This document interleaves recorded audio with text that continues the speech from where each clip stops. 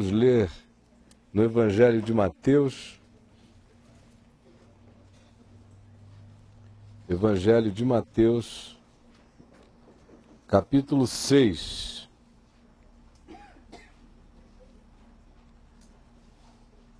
E como hoje é o nosso último dia dessa sequência, eu quero ler a sequência toda a partir do verso 19 de Mateus capítulo 6, que diz assim: Não acumuleis para vós outros tesouros sobre a terra, onde a traça e a ferrugem corroem, e onde os ladrões escavam e roubam.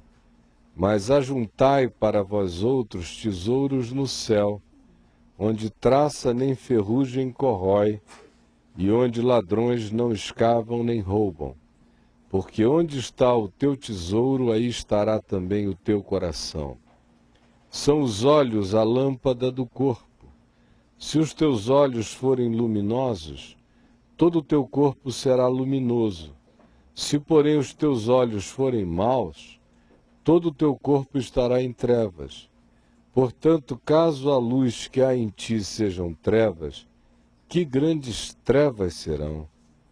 Ninguém pode servir a dois senhores, porque ou há de aborrecer-se de um e amar ao outro, ou se devotará a um e desprezará ao outro. Não podeis servir a Deus e às riquezas. Por isso vos digo, não andeis ansiosos pela vossa vida, quanto ao que haveis de comer ou beber, nem pelo vosso corpo, quanto ao que haveis de vestir. Não é a vida mais do que o alimento, e o corpo mais do que as vestes? Observai as aves do céu. Não semeiam, não colhem, nem ajuntam em celeiros. Contudo, vosso Pai Celeste as sustenta. Porventura não valei vós muito mais do que as aves? Qual de vós, por ansioso que esteja, pode acrescentar um côvado ao curso da sua vida? E por que andais ansiosos quanto ao vestuário? Considerai como crescem os lírios do campo. Eles não trabalham nem fiam. Eu, contudo, vos afirmo que nem Salomão, em toda a sua glória, se vestiu como qualquer deles. Ora, se Deus veste assim a erva do campo, que hoje existe, e amanhã é lançada no forno, quanto mais a vós outros, homens de pequena fé? Portanto, não vos inquieteis dizendo: que comeremos, que beberemos, ou com que nos vestiremos? Porque os gentios é que procuram todas estas coisas, pois vosso Pai Celeste sabe que necessitais de todas elas. Buscai, pois, em primeiro lugar o seu reino e a sua justiça, e todas estas coisas vos serão acrescentadas. Portanto, não vos inquieteis com o dia de amanhã, pois o amanhã trará os seus cuidados. Basta ao dia o seu próprio mal. Vamos orar juntos, todos nós. Senhor Jesus, nós colocamos-nos diante de Ti, entregamos o nosso coração, os nossos pensamentos, nossa alma, nosso ser total, nosso espírito. Pedimos que Tu nos tomes, que Tu nos ilumines, que Tu retires todo o impedimento para aquela comunicação simples, singela, verdadeira, graciosa, ungida, eficaz do Espírito Santo, nos usando para abençoar a nossa vida, a minha e a dos meus irmãos que estão aqui e de tantos outros milhares e milhares que longe daqui estão, mas que conosco se irmanam neste momento único em volta deste planeta Terra.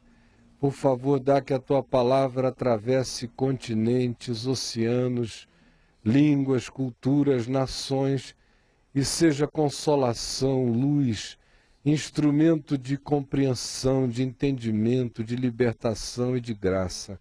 tanto para quem está perto como para quem está longe. É o que eu te peço, em teu nome, confiando que o Senhor já fez, que o Senhor já deu, que o Senhor já realizou, em nome de Jesus. Amém e amém. Gente boa de Deus, nós temos visto essa sequência que nos deixou claro que é de acordo com a qualidade e o significado do que nós definimos como tesouro para nós na vida, que se define quais sejam as nossas visões e as nossas interpretações da existência para o bem ou para o mal.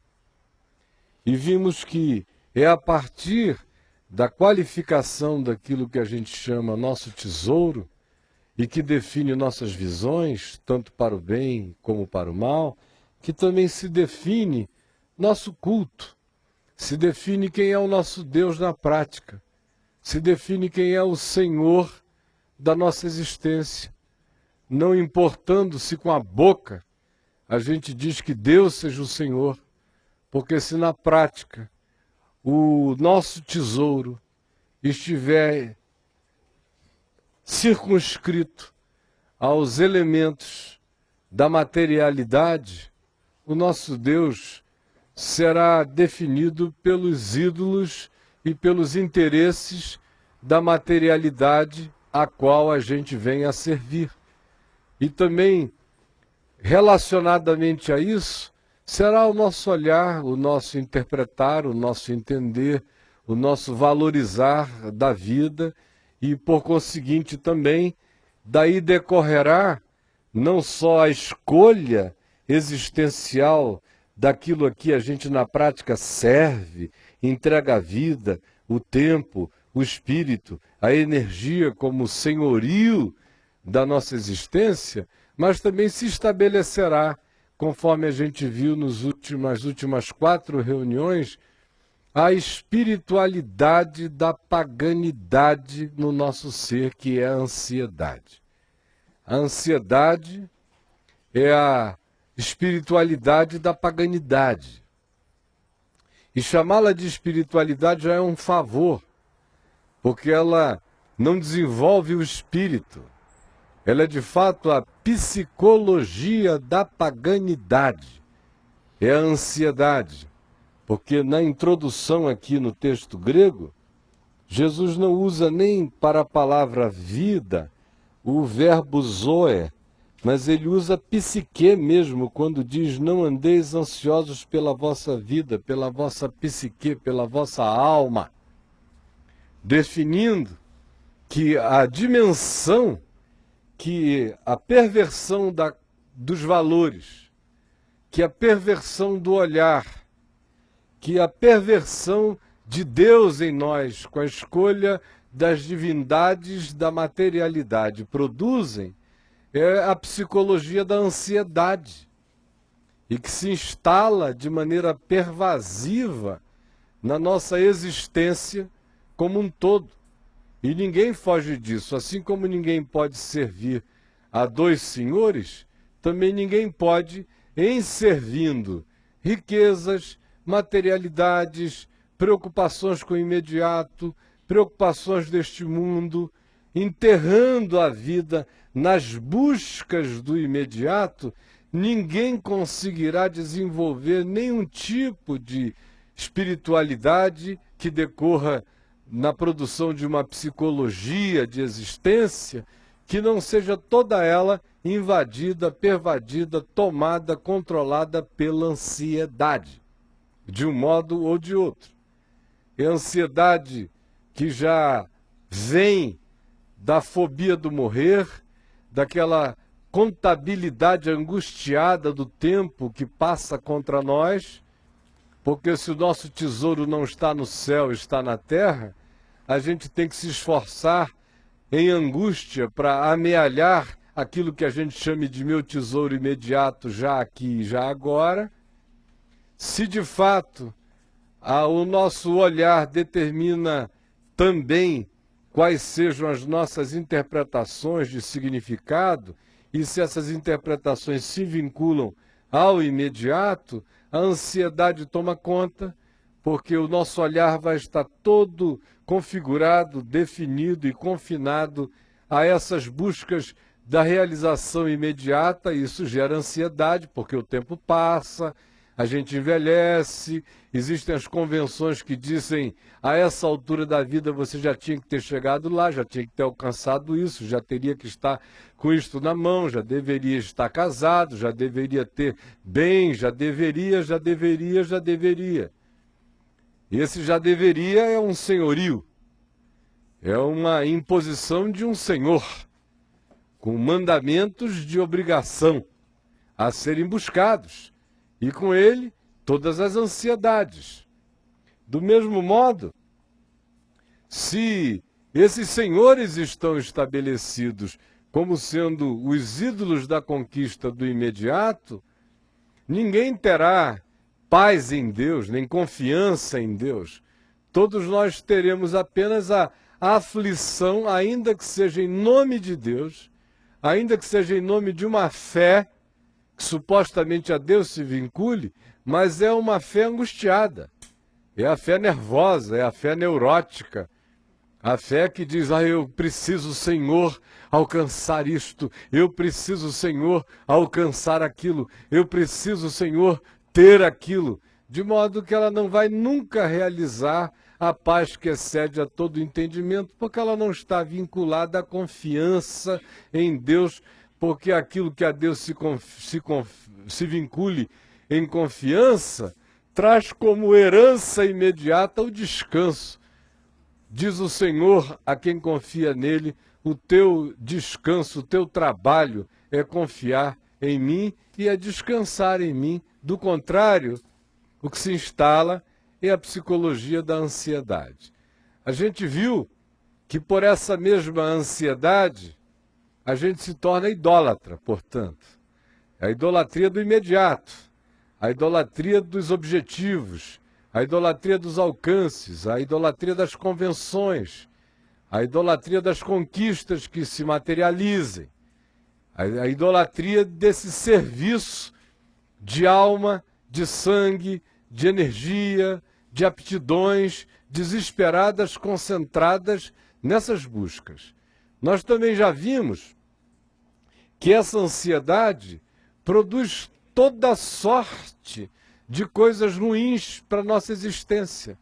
Ela não melhora a funcionalidade do nosso cérebro, ela não faz sinapses eficazes do ponto de vista neurológico em nós, ela não aumenta a nossa inteligência, ela não fortalece o nosso corpo, ela não fertiliza nem o nosso útero, ela não nos torna mais férteis nem para ter neném, ela não traz nenhuma contribuição, ela é a mãe imaterial de toda a produção de enfermidades psicossomáticas. Nós vimos também, dentre tantas outras coisas, mas especialmente na semana que passou, como ela é totalmente incapaz de dedicar-se à observação da sutileza do cuidado de Deus para conosco na vida. Ela rouba de nós o poder da observação sutil da providência de Deus. Ela não deixa que a gente enxergue na vida as parábolas do amor de Deus, nem nas aves, nem nos lírios, nem no encantamento da graça sobejante e farta de Deus que nos cerca de todos os modos e de todos os lados. Ao contrário, ela nos entorpece, ela nos torna completamente servos do ídolo, do imediato. E como eu já tenho dito em diversas ocasiões, cada um de nós se torna exatamente idêntico ao Deus ao qual cultue. Se o seu Deus é o Deus do imediato, você terá dentro de si a psicologia do imediato, a espiritualidade do imediato, com todas as angústias acachapantes que daí decorrem, e perde a visão transcendente. Você se afoga, você se afunda apenas naquilo que se possa contabilizar, ver, auferir, materialmente falando, e que possa significar conquista palpável para você, com todas as decorrências da frustração quando não se alcança isso, ou da ambição quando se tem e se quer mais, ou quando em se tendo alcançado se desespera para que não se perca o que agora se tem, com todas as implicações cancerígenas, com todas as implicações de deterioração emocional, afetiva, psíquica do ser, da alma, que se dedica a esse afligir-se.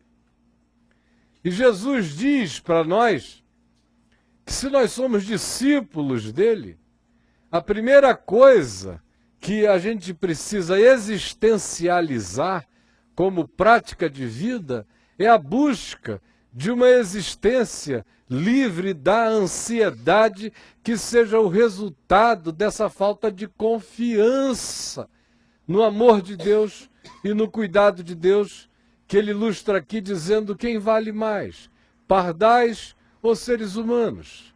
Será que quem cuida de passarinhos não pode cuidar de vocês?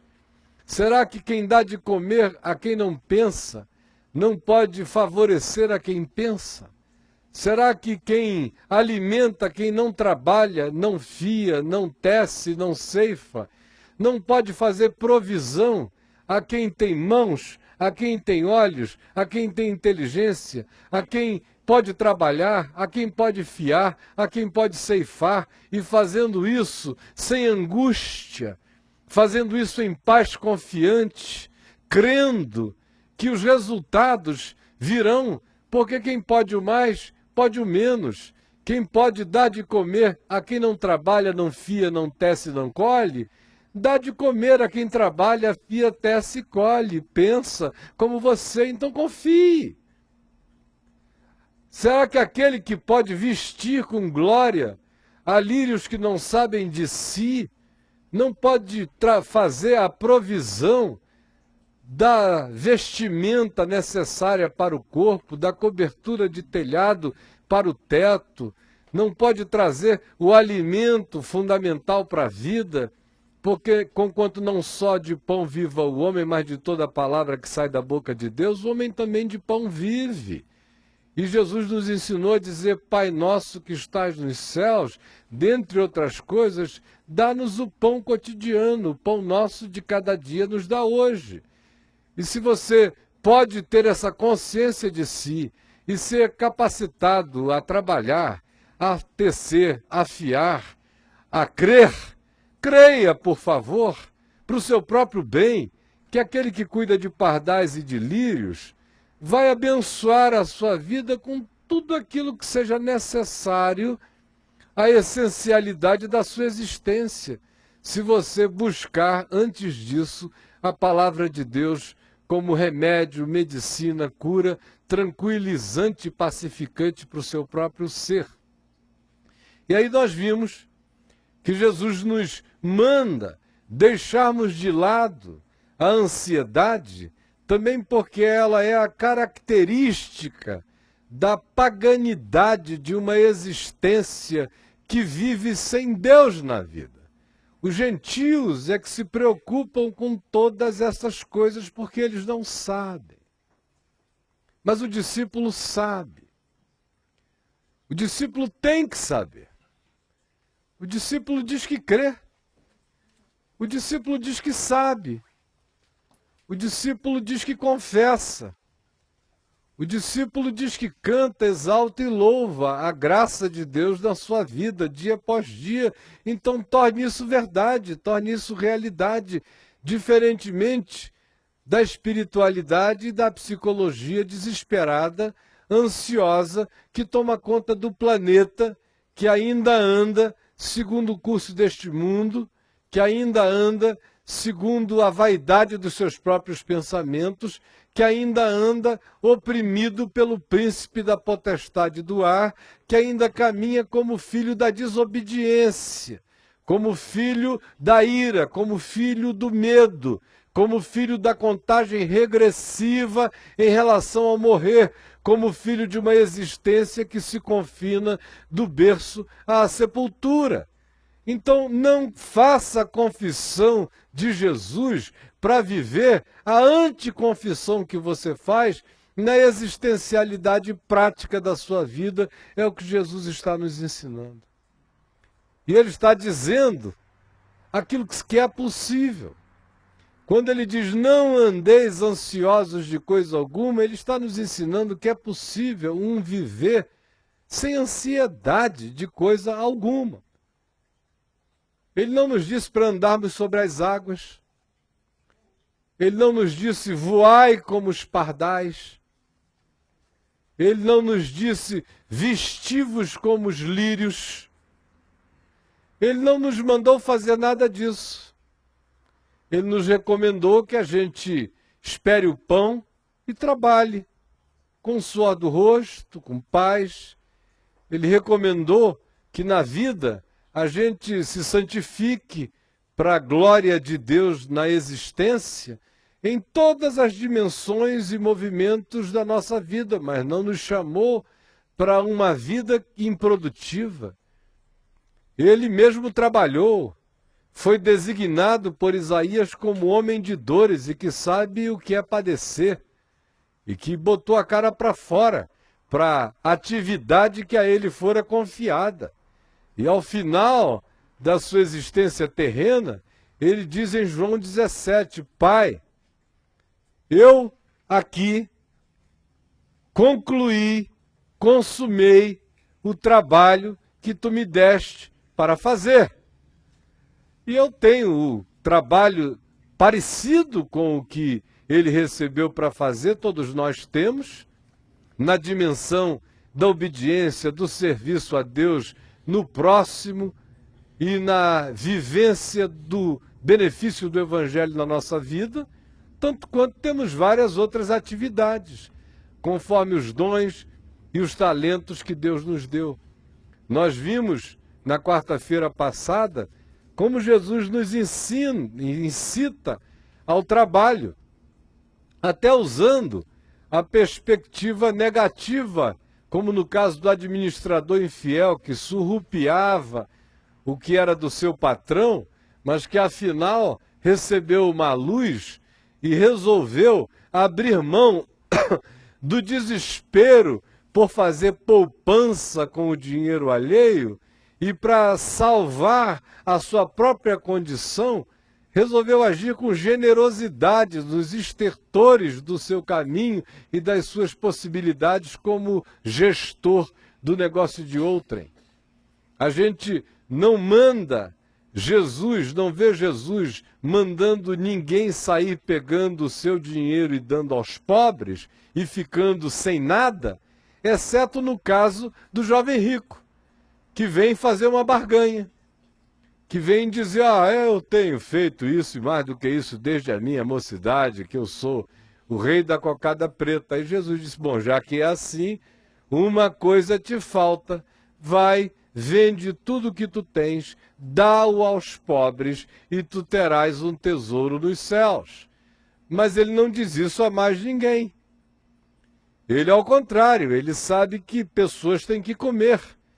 Por isso ele diz aos seus discípulos, após 3 dias de reunião com uma multidão faminta na Galileia, dai-lhes vós mesmos de comer. Porque necessidades básicas têm que ser atendidas. Ele não romantiza em relação a nenhuma dessas coisas. Então, isto dito, ele nos chama para aquela compreensão de que é possível, no entanto, e apesar das lides desta vida, dos embates, dos trabalhos, do suor do rosto, do vai e vem da existência, fazer isso sem a ansiedade desesperadora dos gentios, sem a psicologia da necessidade que decorre da desconfiança, sem a aflição no coração que vive dos embates produzidos pelas dúvidas com relação à provisão e ao provimento da graça de Deus nas nossas existências. Quando ele diz não andeis ansiosos de coisa alguma, ele está, portanto, não nos anunciando um princípio romântico inalcançável, ele está nos propondo essa saúde de ser, ele está nos propondo essa existencialidade, ele está nos propondo essa internalização psicológica, ele está dizendo que esse é o caminho natural daquele para quem o tesouro está nos céus e não na terra, para aquele que tem o olhar iluminado pelas coisas transcendentes, que enxerga as imediatas, mas não se escraviza a elas. Ele está dizendo que esse é o elemento que é subsequente à escolha confiante e definitiva e absoluta que diz que Deus, o Pai, é o Senhor da nossa vida e o provedor da nossa existência.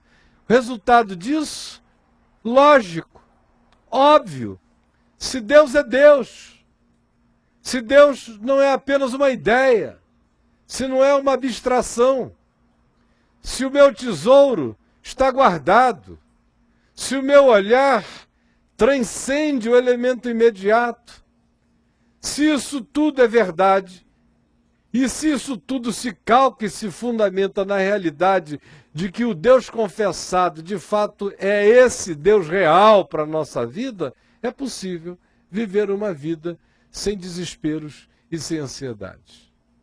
Aí você diz, mas será possível mesmo?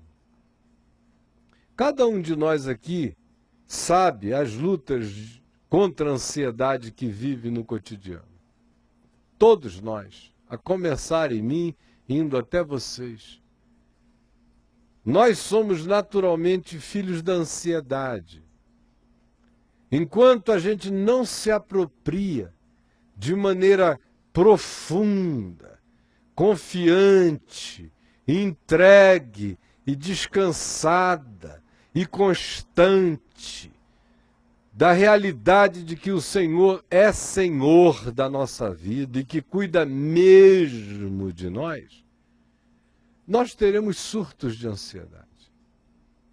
É verdade que existem algumas dimensões de ansiedade que nascem de desordens químicas no corpo da gente, desordens hormonais, que às vezes são produzidas por traumas de estresse, por choques, por subtezas. E a gente pode viver períodos, estações, estranhando até o nosso próprio corpo, sem conseguirmos até explicar por que os nervos estão daquele jeito. Quando você às vezes olha em volta e lúcida e conscientemente não encontra uma causa, nenhuma razão, você diz, eu confio. Eu sei que Deus cuida de mim, a vida não é perfeita, mas eu estou acostumado ao fato de que ela assim não seja. Mas no âmbito das relatividades, está tudo sob controle. Por que eu estou assim, com essa aflição, com esse tremor, com essa inquietação? E alguns de nós podem, nessa hora, cair naquela angústia pavorosa de dizer, será que eu não estou confiando? Aí a gente tem que aprender a dar um passo para além da sensação de ansiedade. É saber que o justo vive pela fé também contra a sensação da ansiedade. Porque a sensação da ansiedade pode ser extremamente subreptícia, pode ser organicamente produzida, pode ser fruto de sustos que encontram dentro de nós um tempo de necessidade para que as coisas venham a recair nos seus próprios lugares, enquanto a alma saculeja, e a gente tem que ter também a compreensão de falar com a própria alma e dizer: por que que tu andas abatida? Ou por que que tu andas ansiosa, ó minha alma? Espere em Deus, confia em Deus, porque a alma tem pulsões próprias.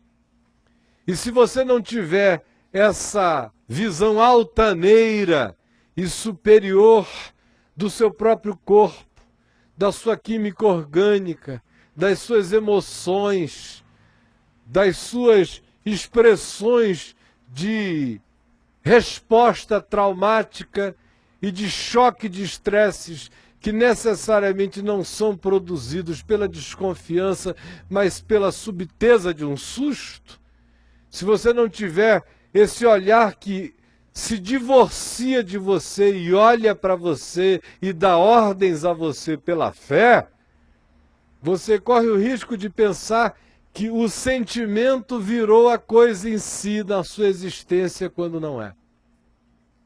Porque a ansiedade se instala também como um sentir.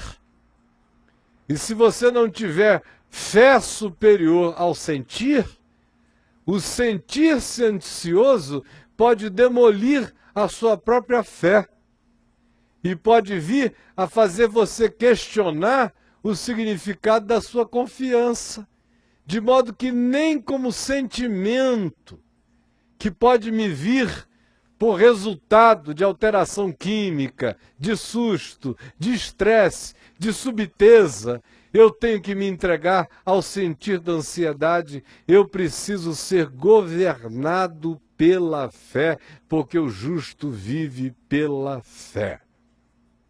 Aí nesse dia, nessa hora, a melhor coisa a fazer é reconhecer que alguma coisa mudou na sua química orgânica, ou que um susto que você tenha levado produziu tremores diferentes em você, ou que um estresse que lhe tenha cometido pode ter fragilizado o seu ser, ainda que saibamos todos nós. É possível que a gente vá caminhando todo dia para um estado em que até essas coisas venham a ficar sob o domínio da fé, da consciência e da confiança de maneira instantânea, praticamente falando. E aí o melhor exemplo que eu tenho de ter visto um ser humano crescer nessa direção foi o meu paizinho, acerca de quem de vez em quando eu faço menção aqui a vocês. Eu o conheci como um potro, cheio de energia, cheio de criatividade produtiva, profundamente impaciente. Depois eu vi conhecer a Jesus e já deixar de lado provavelmente 70% de tudo aquilo que fosse energia de um mover impaciente dentro dele. Ele foi imediatamente pacificado pelo Evangelho, mas sobraram ainda os elementos que só o tempo, a vida e a experiência, tratados em confiança, vão botando cada qual no seu lugar. Para resumir uma história de 50 anos de caminhada com Deus, das quais eu lhes diria, já desde os primeiros dias, os resultados da libertação da ansiedade foram absolutamente extraordinários. Eu vi todo perder um filho aos 19 anos e não ficar em nenhum desespero ansioso. Eu vi chorar as dores daquelas saudades sem que o coração estivesse tremulante de qualquer coisa vinculada ao desespero, à intranquilidade ou à ansiedade. Eu vi ser caluniado, sem dar a menor importância para responder às calúnias. Eu vi admirar-me extraordinariamente durante 33 anos e, de repente, receber a notícia de que o filho que trazia tanta alegria a ele estava agora vivendo uma crise que aparentemente desconstruía tudo que tinha sido feito antes. E eu não recebi um telefonema angustiado dele. Recebi uma visita particular na minha casa e eu, preocupado com as consequências daquilo na vida dele, olhei para um homem em paz, olhando nos meus olhos, me dando um conselho totalmente divorciado de qualquer que fosse a angústia, me dizendo: se você fizer o que eu estou lhe falando, isso durará pouco tempo. Se você não obedecer o que eu estou lhe falando, isso durará mais tempo. Mas seja o tempo curto ou seja um pouco mais longo, eu tenho certeza absoluta que você foi gerado para aquilo que é bom, de modo que o bem o visitará, seja logo ou seja depois. Depois eu, angustiado, 2 anos após aquela situação, praticamente o visitei, fiz questão de contar em minúcias todas as coisas para ouvi-lo, para vê-lo ouvir-me em silêncio total, sem uma pergunta, para apenas ao final bater na minha perna, pegar no meu ombro e dizer exclusivamente as seguintes palavras: que bom, meu filho, poder ter você outra vez de volta. Só isso. Eu vi ter calamidades na casa impossíveis de serem narradas, com gente querida, gente amada, violências de natureza bíblica do Velho Testamento atingindo a família do velhinho, e você assistindo em pacificação diante de Deus o tempo todo. Eu vi ficar cego, sem entrar em desespero. Eu vi adaptar sua vida às novas condições, sem angústia, sem reclamação, sem queixa. Eu vi ter decepções extraordinárias com gente a quem ele amava, sem mudar o roteiro de doçura da sua própria vida e da sua própria alma. Eu vi, na noite em que eu telefonei para ele para dizer que meu filho Lucas tinha morrido, a calma dele do lado de lá, quando eu disse: meu pai, eu estou aqui para lhe dizer que a mesma dor que o senhor provou no dia 2 de novembro de 1967 é a dor que eu estou provando no dia de hoje. Foi a data em que meu irmão Luiz morrera. Ele apenas me perguntou: qual deles, meu filho? E eu disse: o Lucas. Ele disse: então, descanse o seu coração, ele está com o Senhor. Seu paizinho está aqui orando, descanse o seu coração, ele está com o Senhor.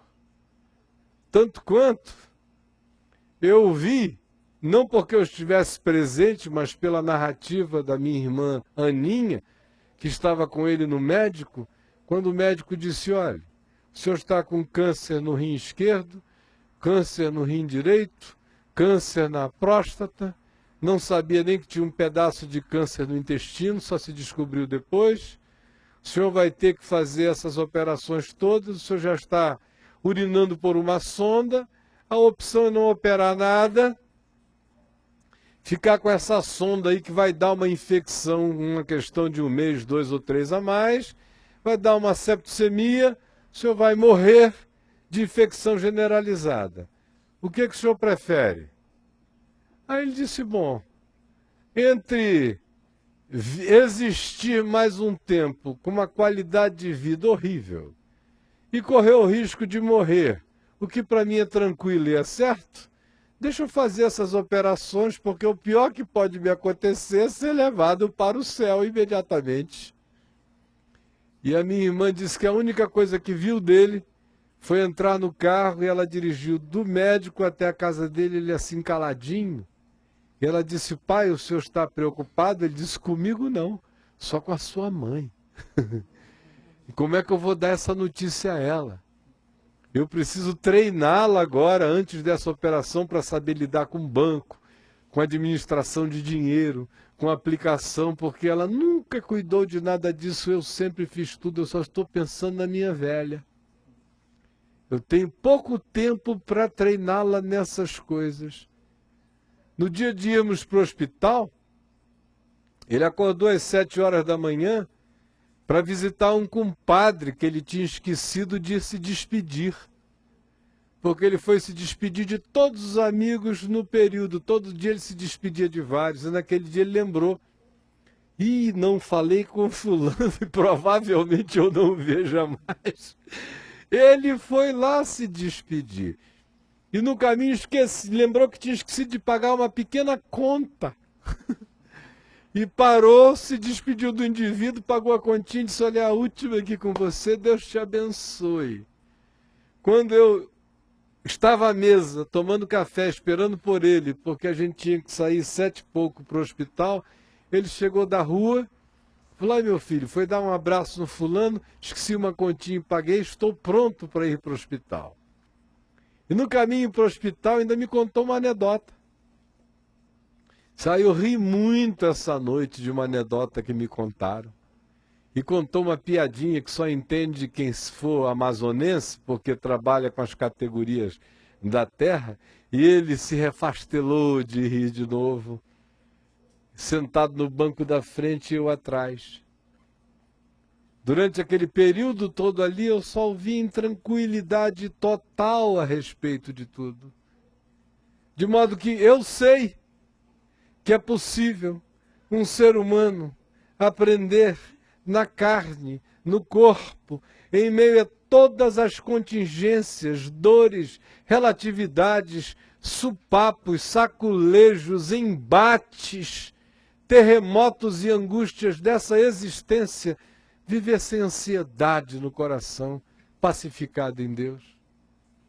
Estava lembrando a Adriana, na semana passada, que uma das coisas que mais me tocaram o coração, assim que eu a conheci, eu estava um poço de ansiedades que eu nem mesmo detectava a intensidade delas. Tudo tinha se ido, tudo tinha aparentemente acabado. O mundo inteiro tinha virado de cabeça para baixo. Eu já não reconhecia as pessoas e parecia que ninguém me reconhecia.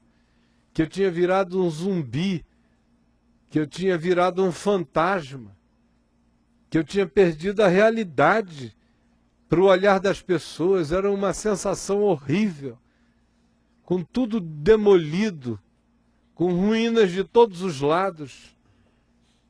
Para onde quer que eu me virasse, só havia desconstrução, só havia a opinião de milhares e de milhões me demolindo. Só havia perdas, não havia nem meios de subsistência a serem olhados e planejados para o futuro.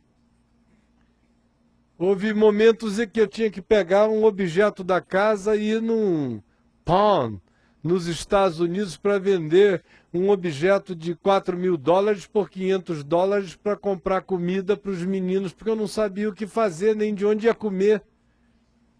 E eu a conheci com angústias para todos os lados, inquietações de todos os modos e formas, e ainda lidando com todo o desagregamento dos meus filhos, sem saberem como era ser filho desse outro homem, visto dessa outra forma, perdidos e sem se acharem no mundo, naquele mundo desconstruído por inteiro.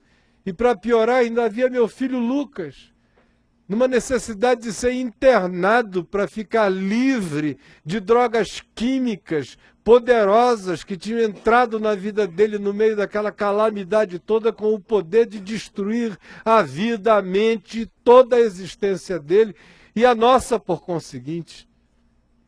E uma quantidade enorme de outras coisas que não vem ao caso aqui relatar, só Deus sabe a multidão da legião de opressões que me cercava por dentro e por fora.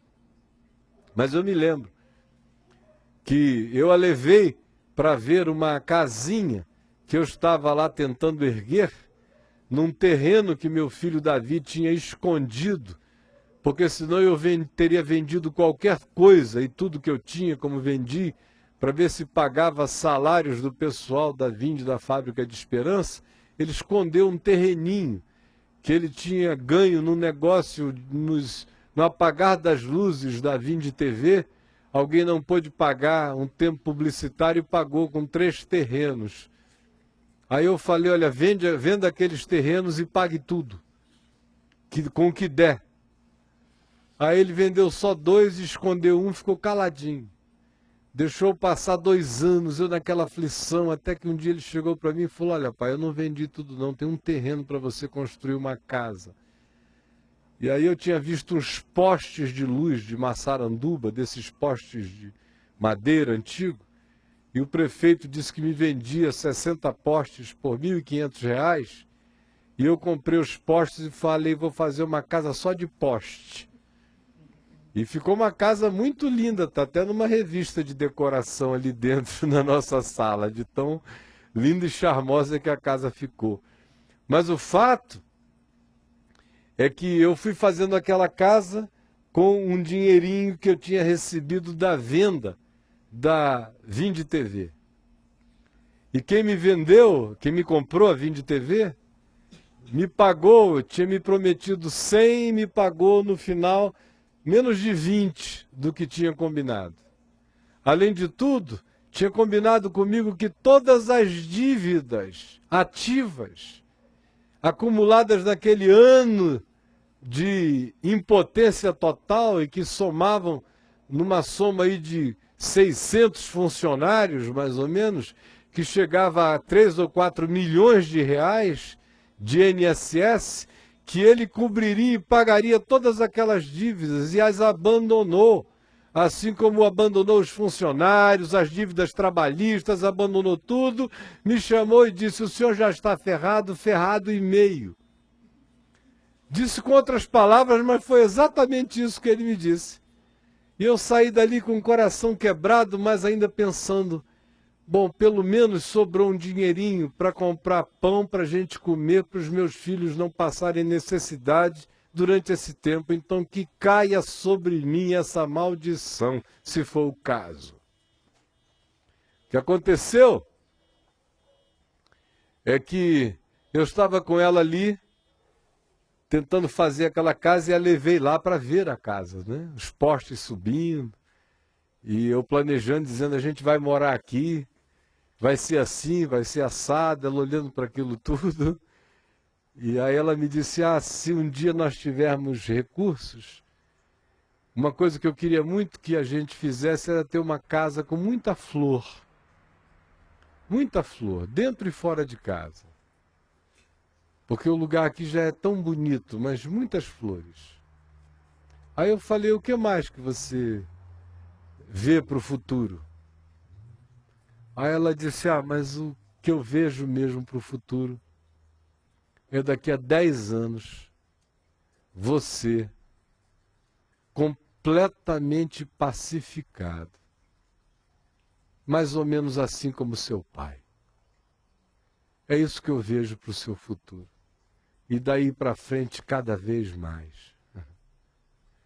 E semana passada eu estava lembrando a ela dessa profecia de amor conjugal que ela me fez. E que dia a dia eu sinto ganhar carne, sangue, emoção, tornar-se realidade na minha vida. Mas ela só se instala. E eu já tinha experimentado em épocas anteriores, como eu disse quarta-feira passada, essa realidade abundante dentro de mim, em tantas dimensões da vida, e tinha perdido aquelas próprias conquistas anteriores em razão do que tinha acontecido e dos tumultos que se instalaram, mas essas coisas só se tinham instalado antes, e só voltaram a instalar-se depois, progressiva e continuamente na graça de Deus, instalar-se-ão até o software rodar por inteiro. Quando você busca em primeiro lugar o reino de Deus e a sua justiça, e aí as demais coisas são acrescentadas. Elas nunca deixaram de ser. O problema é que elas são acrescentadas, mas a gente fica ansioso pelo acréscimo delas. A maioria, ou todos nós que estamos aqui, só estamos aqui porque todas as outras coisas têm sido acrescentadas. Mas a que preço? Se as coisas que são essenciais à vida não nos estivessem sendo acrescentadas, nós não estaríamos aqui. Estamos aqui, mas a que preço? A grande maravilha é podermos estar aqui porque elas foram acrescentadas sem que a gente tenha que pagar o preço pagão da ansiedade e da angústia dos acréscimos que não nos permitem nem usufruir o bem da vida, do tempo, dos relacionamentos, do pão, da veste, da água, da bebida. Não nos permitem nem usufruir a simplicidade gloriosa e coroada da misericórdia de Deus derramada sobre nós todo dia. Porque a bondade de Deus trata conosco que somos homens de pequena fé, trazendo aquilo que é essencial à vida. Mas a tragédia é que a gente não usufrui do bem maior da vida, que é a paz que excede a todo entendimento, que é um existir que acontece sem o bulício das ansiedades, sem o toque do tambor, dos algozes das galeras, marcando o ritmo das nossas remadas aflitas, para chegar aonde quem confia na graça de Deus chega sem o desespero de tais alcances.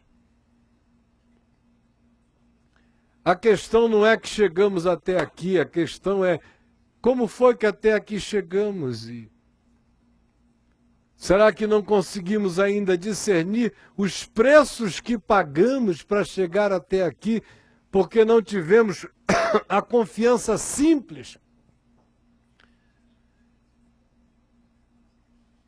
e de estarmos hoje, quem sabe, constatando que não estaríamos nem aqui, não me refiro ao lugar geográfico, mas eu estou me referindo ao lugar existencial. Estaríamos muito para além daqui, se não tivéssemos vindo aos trancos e barrancos e nos atabalhoamentos, e nas aflições, e nas preocupações, e nos desesperos, e nas ansiedades, e nos medos, entregues a pulsões, movidos pela psique. Não andeis ansiosos de coisa alguma na vossa psique, disse Jesus, na vossa vida. Porque o lugar onde a ansiedade se instala é a nossa alma, é a nossa psique. A alma é como uma água viva pulsante. Se a gente não anda no espírito, e a gente anda só como homopsíquicos, a gente se transforma num ser pulsantemente ansioso o tempo todo. Porque a alma é apetite, a alma é tempo, a alma é espaço, a alma é medida, a alma é busca de satisfação. A alma requer esses elementos. A alma quer carne. A alma quer carne tanto quanto quer lábios. A alma quer paz tanto quanto quer frenesi. A alma é extremamente contraditória, é desesperadamente corrupta, como diz o profeta Oséias. Ela é ambígua, ela é dual. Ela carrega uma psicose básica. Ela anela e confessa desejar coisas boas, mas se entrega à busca de coisas fugazes o tempo todo, o dia inteiro. Então, vencer isso é uma decisão de entrega. é buscar o reino de Deus em primeiro lugar. É dizer, o meu tesouro está nos céus. E a expressão concreta de fé de que o meu tesouro está nos céus é que na terra eu busco o reino de Deus. O meu olhar é transcendente, está para além do imediato. E a prova de que assim o é que eu olho e busco o significado do reino de Deus na minha vida todo dia. Deus é o meu Senhor, e a prova disso é que eu me submeto ao seu reino na minha existência, hoje, aqui, agora e já. E a demonstração existencial dessa psicologia de confiança é que eu não vou viver na agitação angustiada planetária, nem das convenções, das tiranias dos alcances, dos sucessos falsificados, das agendas que são escritas no inferno e oferecidas a mim para serem cumpridas, dos scripts escritos por demônios com sofisticação e dados a mim para serem obedecidos, e vou me dedicar ao mandamento, à confiança. Vou buscar o reino de Deus em primeiro lugar. Aí você pergunta, o que é o reino de Deus? A gente já falou sobre isso em outras ocasiões, nesse mesmo tempo de viagem do caminho do discípulo. Mas eu quero, de maneira hipersimplificada, para a gente concluir, apenas dizer o seguinte. O reino de Deus é a nossa consciência em fé do governo de Deus sobre todas as coisas visíveis e invisíveis. Em segundo lugar, o reino de Deus é a nossa consciência em fé de que eu não sou responsável por viabilizar para todos os homens, nem para todas as criaturas, a realidade dessa obediência ao reino de Deus em todas as dimensões planetárias, em todos os mundos, nem em todos os ambientes. Mas que eu sou o responsável porque esse reino se manifeste, não em Andrômeda, não na galáxia, não no sistema solar, não no planeta Terra, mas eu sou prioritariamente responsável pela instalação dele no ambiente do meu coração, da minha mente, do meu espírito, da minha consciência, das minhas decisões, das minhas escolhas, das minhas prioridades, das minhas entregas em fé, das minhas submissões. Por isso Jesus, conquanto o reino de Deus assambarque todas as dimensões das coisas criadas nos mundos, nos multimundos, no universo, nos multiversos, aonde houver um ente criado, onde houver uma criatura, onde houver uma dimensão, aonde houver algo existente, ali está a manifestação do alcance do reino de Deus. No entanto, apesar disso, para nós, Jesus disse, o reino de Deus está dentro em vós. Eu não sou responsável pela obediência de Satanás ao reino de Deus. Nem de fazer gestão de arcanjos, querubins, anjos, serafins, nem seres viventes, nem nada disso. Eu tento influir como eu posso no meu mundo, no meu tempo, na minha hora, mas a única influência que eu tenho do reino de Deus, no meu mundo, no meu tempo e na minha hora, é a influência que decorre da minha obediência pessoal ao reino de Deus na minha vida. Qualquer outra tentativa é tentativa de ONG bondosa e humanitária, sem reino de Deus, porque o reino de Deus não cabe em instituições, nem em CNPJs, ele só cabe em corações. O reino de Deus está dentro em vós.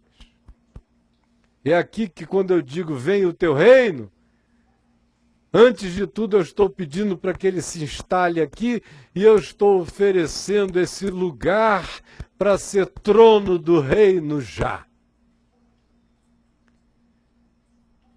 Se o mundo inteiro jaz no maligno, eu todavia estou dizendo nesse mundo que jaz no maligno, Senhor, toma este lugar para ser manifestação central do teu reino neste mundo que jaz no maligno. Aqui. Eu não quero economizar fé. Eu quero exagerar na fé. Eu não quero fazer medições de confiança. Eu quero confiar de maneira entorpecidamente louca.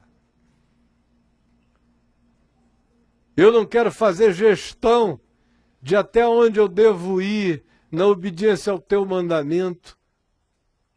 Eu quero desaprender as perguntas de Pedro e dos meus irmãos. Senhor, mas será que até 70 vezes 7? Eu quero já saber que é. E quero ter a graça de que isso esteja rodando como um software permanente na minha vida. Eu não quero buscar razões para mim. Eu quero entregar todos os meus direitos a ti.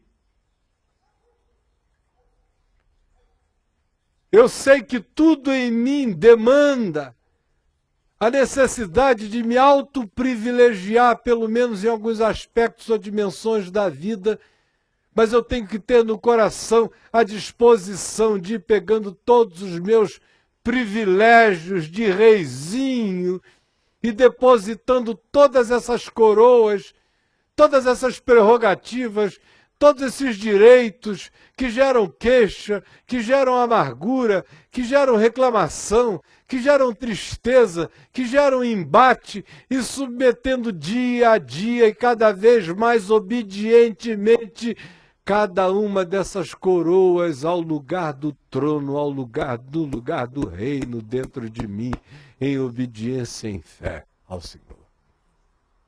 Está dentro em mim. O crescimento dele, a expansão dele, a dilatação dele. Buscai, pois, em primeiro lugar o reino. Não o comer, não o beber, não a posição, não o lugar, não a sua reputação, não a sua respeitabilidade, não os seus direitos, não aquilo que você imagina que seja o modo como os outros devam ver você, perceber você, honrar você, respeitar você. Porque nós aqui trocamos de roupa todos os dias e alguns de nós temos muitas roupas no armário. Eu, antes de descer, escolhi se eu viria com essa camisa, com uma outra, com uma outra, com uma outra. Vamos acabar com a hipocrisia. O armário tem lá várias alternativas. Escolhi se eu viria com essa calça, eu escolhi porque eu gosto de tons sobre tons. Senão eu teria apanhado uma outra lá, azul, verde, de qualquer outra cor. Mas eu escolhi. Sapato também, ó, do mesmo tom. Chapéu combina, né? Havia outras alternativas. Então, eu não estou falando nem dessas coisas, porque nós andamos tão fartos de algumas dessas coisas sem nem percebermos. Existe tanta abundância de roupa de lírio para a gente vestir nos nossos guarda-roupas, que às vezes a gente tem problema até de onde pendurar. Tem que forçar lugar no armário para caber, ou não é verdade? Não sabe nem onde põe sapato. Tem que no fim do ano sair dando. Tem que sair distribuindo, porque senão você vira um colecionista. É ou não é? De modo que a maioria de nós aqui passou dessa dimensão, olha, faz tempo. A gente agora está num outro nível de sofisticação de coisas que a gente chama essenciais na subjetividade. E a essencialidade da honra, a essencialidade da reputação, a essencialidade do respeito, a essencialidade da consideração que os outros têm que ter por nós, a essencialidade da gratidão que a gente quer que todo mundo tenha e reconheça em relação a nós, a essencialidade da contabilidade dos nossos serviços prestados, que por mais que a gente diga que são feitos para o Senhor, a nossa alma vacila e quer ouvir, não necessariamente aplausos, mas pelo menos um sacudir de cabeça reverente que diga: os melhores de nós somos assim ainda. É ou não é, minha gente? Agora o reino de Deus tem que acabar com isso em mim e em você também. O reino de Deus, ele vai se instalando cada vez mais profundamente em mim e em você, quando a gente vai desistindo, inclusive, de toda homenagem, de todo louvor, de toda reputação, de toda honra, de toda apreciação, de toda opinião, de todo reconhecimento. Quando só o que importa no coração é obedecer. Obedecer. O reino de Deus vai crescendo em nós, para além dos elementos básicos que são acrescentados, como comida, bebida e essas coisas que seguem, mas ele vai crescendo. Quando a gente entrega a ele a nossa felicidade, que a gente não quer entregar. A gente quer ser gestor da nossa felicidade. Com essa sim, com essa não, com esse sim, com aquele não. A gente fica muito infeliz da nossa infelicidade frequentemente. Porque nós somos tão fantasiosos. A gente bola tantos mundos de felicidades. A gente sonha os sonhos da carnalidade, não os sonhos do Espírito Santo. Na realidade, os sonhos do Espírito Santo não nos constroem cenários. Eles só nos oferecem estados. Estados de paz, estado de confiança, estado de serenidade.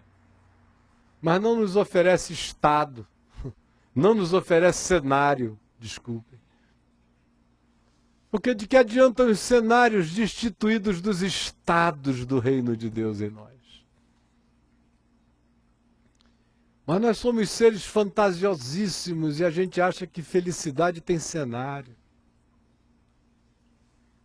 O reino de Deus se instala em nós. É quando a gente fica ambicionando apenas a felicidade espiritual dos macários, como a gente já viu durante esse período do caminho do discípulo, que prescinde de cenários, que transcende a cenários, porque o tesouro está para além. Felizes os que choram, porque eles serão consolados, porque eles estão plantados no reino de Deus. Felizes os mansos, que tem que exercer mansidão todos os dias, ao invés de exercerem poder, dominação, gritaria, choque, embate, luta, autoimposição, mas ao invés disso se controlam, porque preferem que cresça o trono da obediência do reino em nós, do que se manifeste o trono dos nossos cetros exteriores de poder. Felizes esses, os mansos, porque na mansidão deles, no final, eles herdarão tudo que Deus chamar de herança na terra presente e no mundo por vir. Felizes, macários, felizes espiritualmente, os que choram, os que não têm medo de sentir, os que não têm medo de se entregar, os que não têm medo de serem traídos, os que não têm medo de serem abandonados, os que não têm medo de amar, eles serão consolados. Os humildes de espírito, porque eles aprenderão sempre, sempre, sempre, sempre, sempre, até que chegue o dia em que eles entrem em plenitude total no reino dos céus, e que o reino dos céus se planifique neles. Bem-aventurados os que têm fome e sede de justiça do reino, não justiça própria, não justiça para si, não a justiça das demandas, das guerras, das buscas. Eu sou chamado a ter fome e sede de justiça para o meu próximo.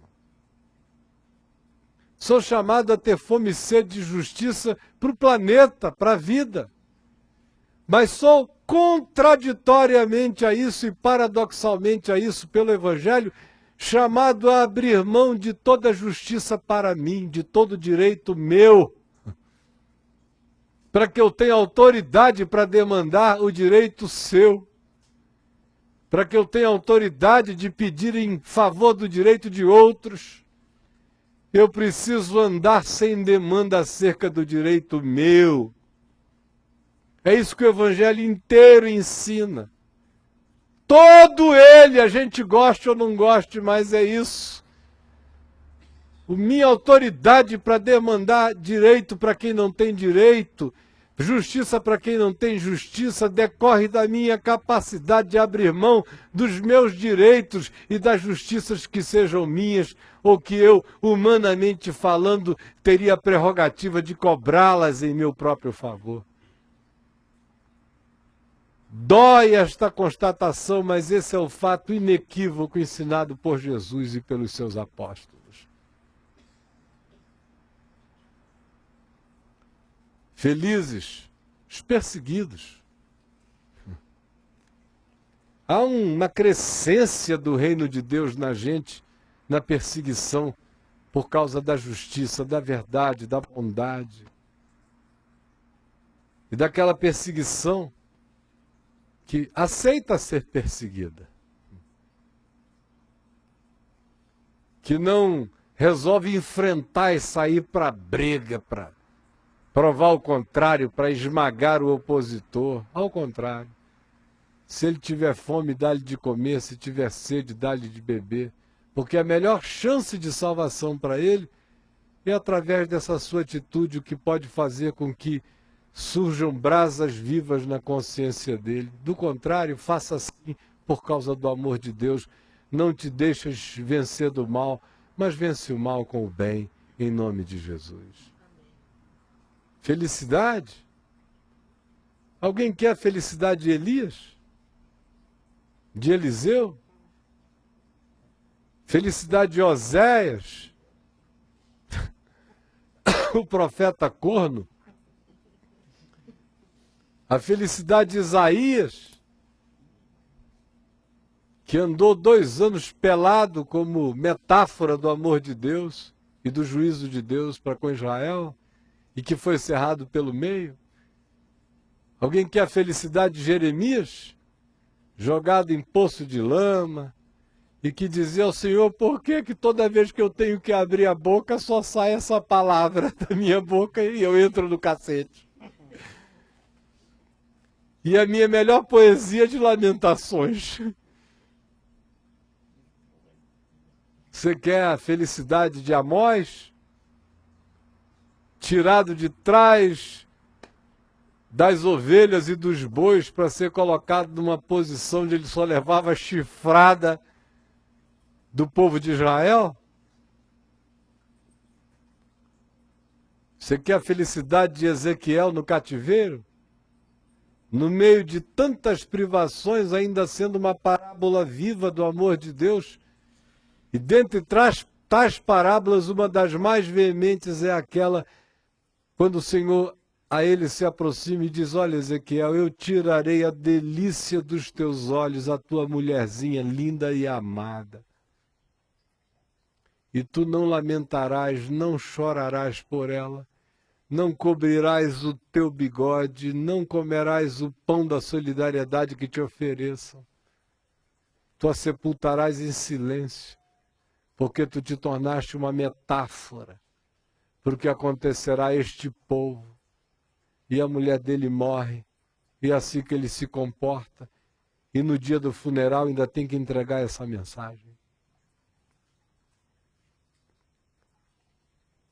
Alegrai-vos e regozijai-vos, porque assim também perseguiram os profetas que viveram antes de vós.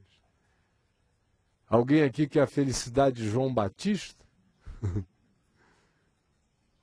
João Batista não estava nem nessa de pedir roupa, nem comida, nem bebida. Um dia ele se vestiu com uma pele de camelo e disse: essa é a minha grife eterna. E aonde quer que gafanhotinhos pousasse, ele comia. E arrancava mel silvestre, ou seja, do campo. Esses são os homens dos quais o mundo não era digno, e Jesus disse: alegrai-vos e regozijai-vos se coisas dessa natureza acontecerem a vocês, porque assim perseguiram os profetas que viveram antes de vós. Agora, eu nunca provei nem 0,5% de nenhuma dessas coisas. E me apanho reclamando. E me apanho insatisfeito. Já me apanhei muitas vezes num passado não tão longínquo, na década anterior, cheio de feridas e de dores, por causa de coisas que me doeram, sem dúvida, mas que estavam longe de ser da gravidade dessas comparações. O reino de Deus, quando se instala em nós, acaba com as fantasias de felicidade, minha gente. Quando ele é o primeiro, e todas as outras coisas deixam de ter o seu significado secundário. Ele é tão absoluto que todas as demais coisas têm que ficar na relatividade total do que seja completamente relativo.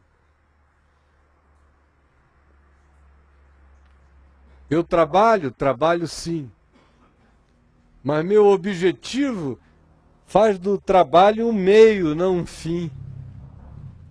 Eu ganho um salário, ganho sim, mas o meu salário não é um fim, é um meio.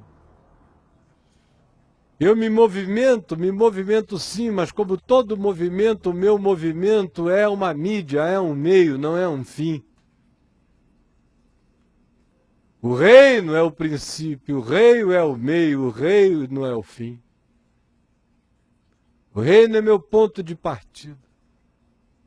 O reino é meu ponto de vista. O reino é meu ponto de apoio. O reino é meu ponto de referência. O reino de Deus é meu ponto de chegada. E assim sendo, todas as coisas me serão acrescentadas. O reino de Deus é a salmodificação existencial, real, desromantizada do Salmo 23. Quando o reino de Deus de fato entra em mim, aqueles benefícios todos em mim se instalam. O Senhor é o meu pastor e eu não tenho necessidades. Ele me faz repousar em pastos verdejantes. Leva-me para junto das águas de descanso. Refrigera minha alma. Guia-me pelas veredas da justiça por amor do seu nome. Ainda que eu ande pelo vale da sombra da morte, não temerei mal algum, porque tu estás comigo. A tua vara e o teu cajado me consolam. Preparas-me uma mesa perante mim na presença dos meus inimigos. Unges-me a cabeça com óleo e o meu cálice transborda. Certamente que a bondade e a misericórdia me seguirão. Pão, comida, bebida e tudo mais necessário à vida, todos os dias da minha vida. E eu habitarei na casa do Senhor para todo sempre. Amém. O reino de Deus é a minha alegria suprema.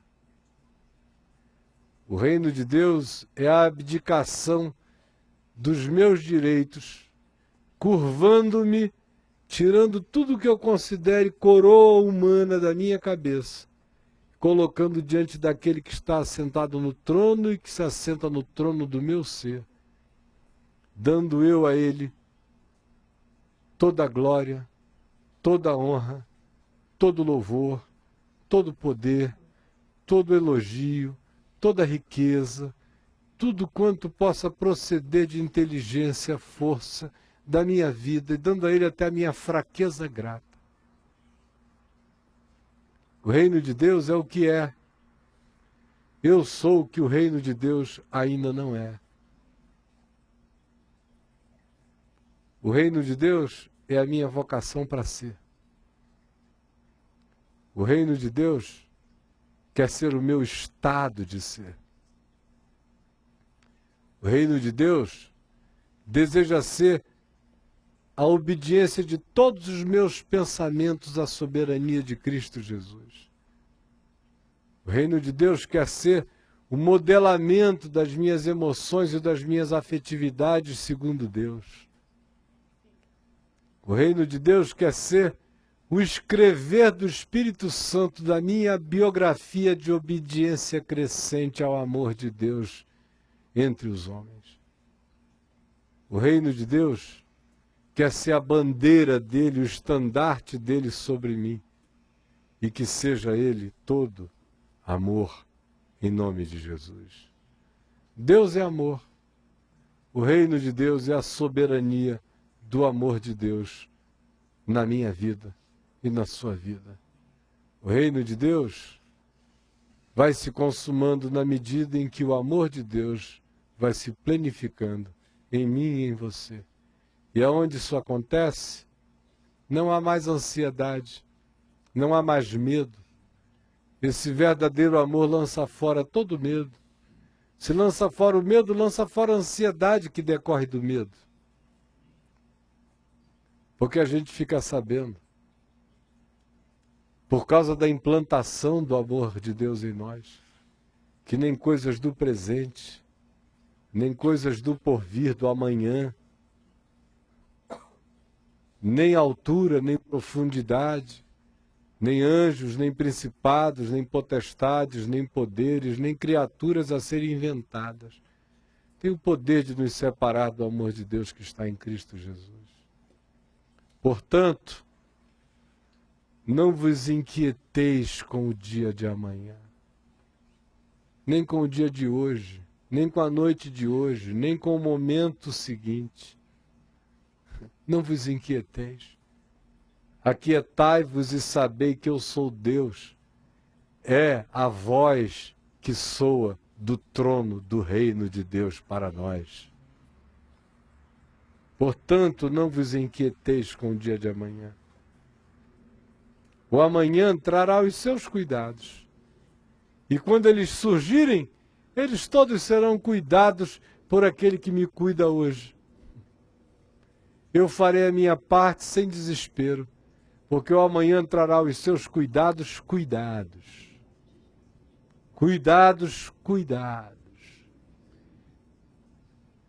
Quando os cuidados de amanhã chegarem, eu ansioso, já saberei que os cuidados de amanhã já me chegarão cuidados pela graça do Pai. Basta cada dia o seu próprio mal.